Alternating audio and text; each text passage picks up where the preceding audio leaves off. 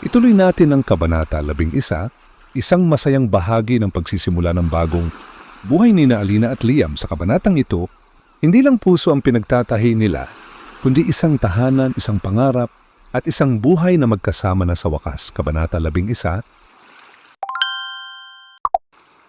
Nagsimula na ang konstruksyon ng maliit ngunit matibay na klinika sa gilid ng plaza. Hindi ito marangya, pero bawat pader ay may halong kwento.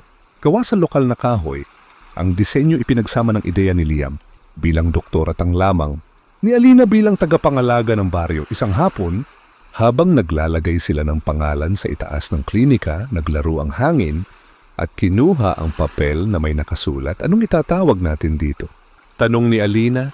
Ngumiti si Liam Flynn, ika ni Alina, kasi ikaw ang dahilan kung bakit ako bumalik. Tumawa si Alina, Flynn ako, ikaw ang doktor. Pero ikaw ang gamot. Tahanan sa ilalim ng araw, sa likod ng klinika, tinayuan nila ang maliit na bahay.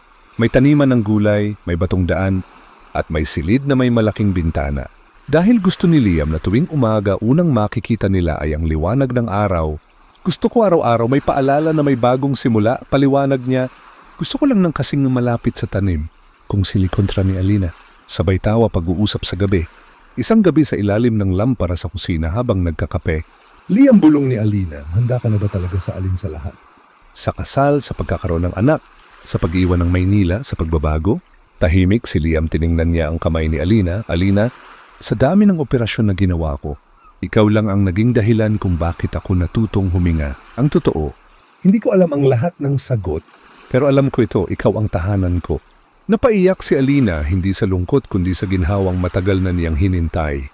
Malapit na isang araw, habang nag-aayos ng bagong banig na regalo ng mga kabataan ng baryo, may bitbit si Liam, isang simpleng kahon. Alina, ito ang banig ng ating kwento, may hiblang lumaban, nasaktan pero nabuo. Gusto kong dito natin simula ng panibagong kabanata.